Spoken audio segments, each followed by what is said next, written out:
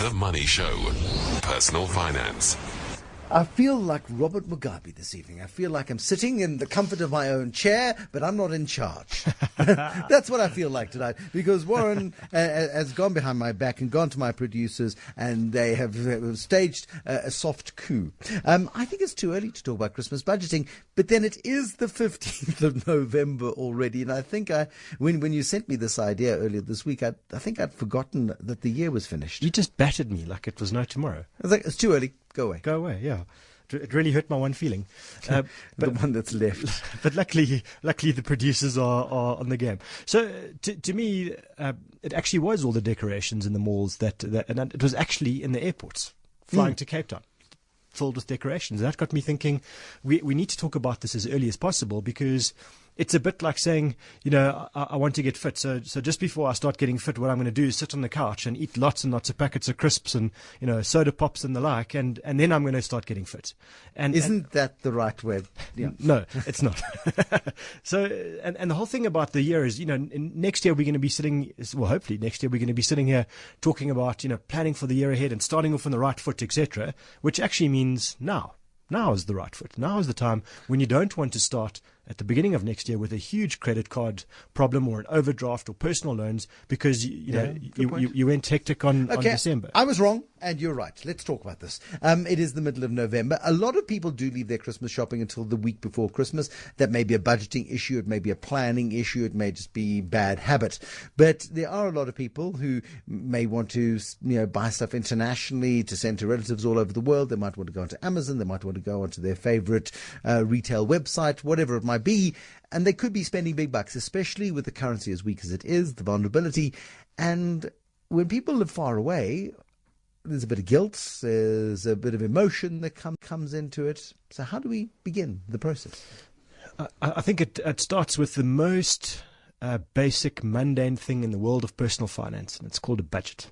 It's a case of saying, let's just figure out exactly how much money we have got to spend on all of these things without going into debt. It has to be the starting point. You cannot go into debt just to buy gifts or, just for the festive season. That is just absolute wealth distraction. So I'm not saying don't spend money on gifts. I'm saying start by looking at what's going to come in the next month or two, in terms of salaries. If you're lucky enough in this environment to get a bonus or a 13th check or something, if you're in one of those nice businesses that still pay those, great, good for you. And then put it into a budget and then say, right, what is it that we can as a family, or if it's just one person, what can you afford? And then start to divvy it up. And if you need to be as kind of, simple as writing down the names of the people that you need to buy gifts for, and this is how much money you've got, and you're going to spend the same on everybody, you divide it by that number of people and say, right, I've got $50 or $100 or whatever the deal is to spend, and then you start to think about it. Don't go out. It's a bit like you should never go grocery shopping when you're hungry. Absolutely right. And this is exactly the same. Don't start with the guilt thing because, you're a parent and your kids are far away, or you are the far away kids and now you want to do something for your parents. This is the deal. Start with the budget, and I think that to me is a good starting point. And then secondly, it's probably a good time to have a conversation with everybody that's in your family circle or your circle of family and friends to say, you know what, this has been kind of a lousy year, and we don't know if next year is going to be much better, and money's tight. Why don't we do things a little bit different this year instead of trying to one up each other? Because I think that's also the thing. You're going to buy me a really amazing present. So yeah, you won't. You're right. My wife's going to buy me a really amazing present, and I don't want to be left out. So I'm going to buy her an even more amazing present, and so it becomes this. You've got to have an agreed budget ahead of time. So, whether you set a budget of $50 or $100, or whether you're fortunate enough to set a budget of 1,000 or 5, whatever it might be, set a limit. For everybody. And it becomes a really nice way to say, okay, cool. So we all know what the deal is, and let's see what we can do with that budget. Let's stretch it as far as we can. Let's get creative rather than predictable. Rather than going to the posh branded section of the mall, perhaps we go to markets this year and we help small businesses who are creating wonderful creative gifts, and are making practical and useful things, perhaps. Yeah. And there's so many great markets at this time of the year where people are making handmade goodies and some really exquisite stuff all over the country. And in our little business, we do the Secret Santa every year.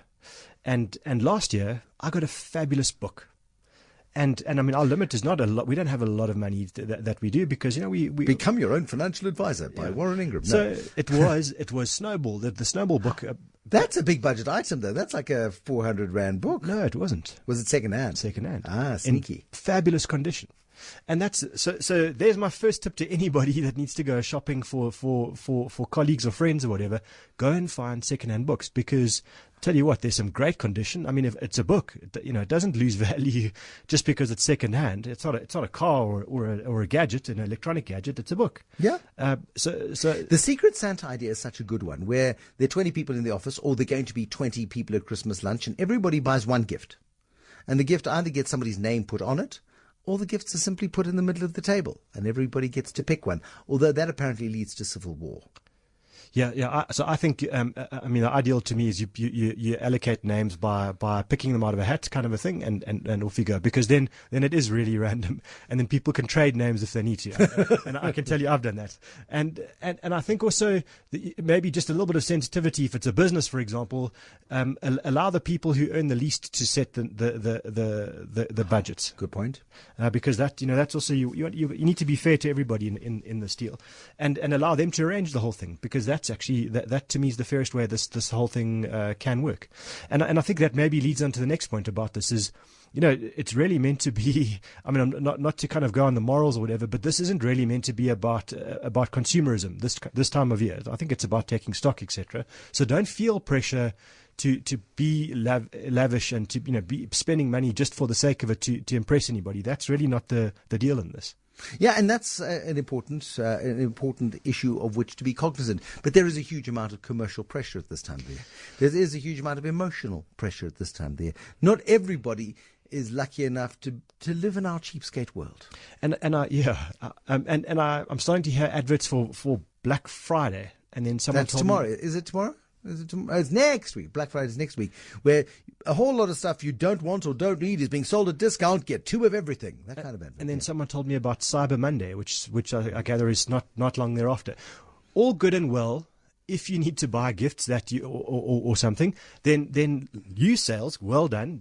We like that. We like being frugal with our money, but don't go and buy tons of stuff just because they're on sale if you don't need it. That's the retailer's dream. That's not necessarily the budgeting and financial planning dream. So I think just be careful of this. Don't get sucked into the hype of buy things now just for the future just because they're on sale. That's not a good idea.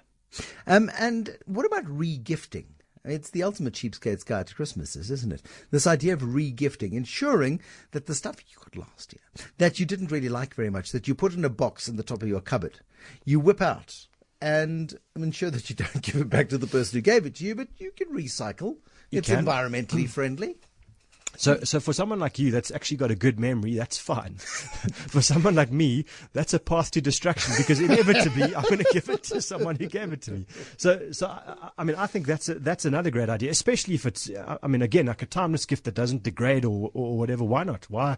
I don't see the point of keeping in your cupboard for what? Don't give last year's Quality Streets back to the person who gave them to you. It would be quite fun, though, to see how many times the Quality Streets could go backwards and forwards during a lifetime. The tin would be a collectible classic one day. Do they still do Quality Streets in tins? I don't know. I'm sure they do. This time of year, I'm sure they'll bring them out. Yeah, but it is a time of year of extreme pressure. It is a time of year where we've actually got to be able to have that really important financial conversation. And for many people, it's a tough conversation to have because it's an admission of failure in their eyes.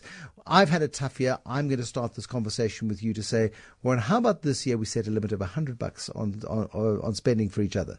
And you're going to look at me and go, oh, you've had a tough year.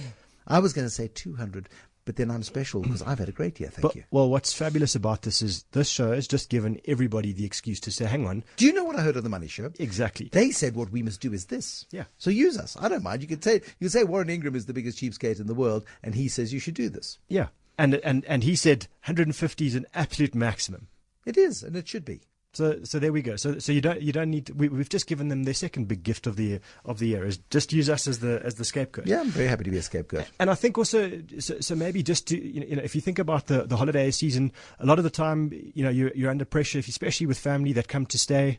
That's always a big thing. And then it's the pressures on you. If you're the family that that has everyone coming to stay in your house, you've got to cater for everybody. That becomes enormously expensive exercise for most families.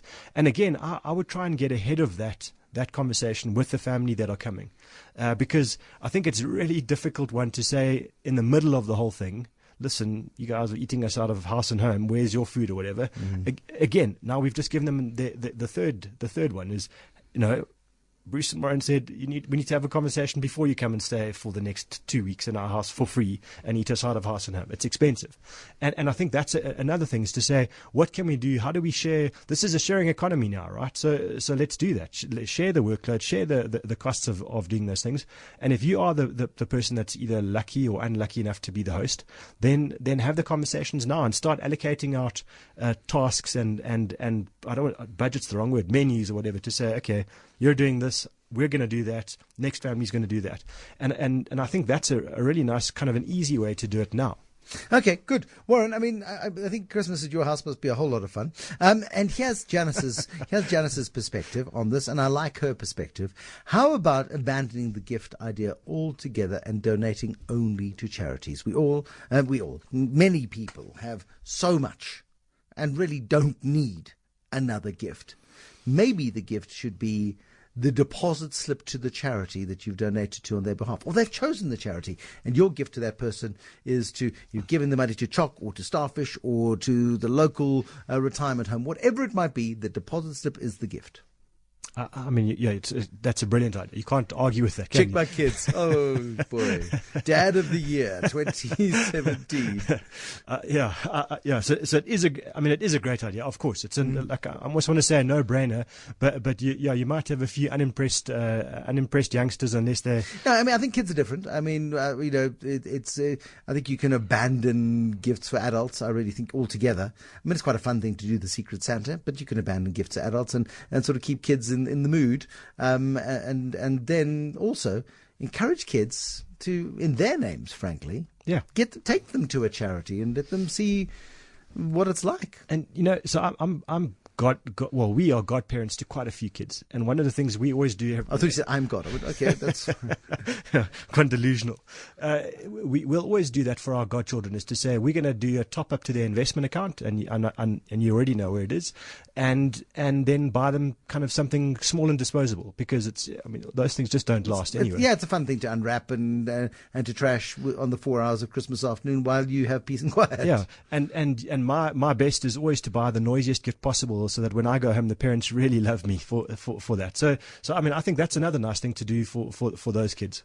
He's that guy, Warren Ingram from Galileo Capital. Some really lovely insights, and I'm so glad we did it. It's one of my best ideas so far this year, in fact, was to make sure that we do a nice early broadcast on budgeting for Christmas. Boy, I'm good at this stuff.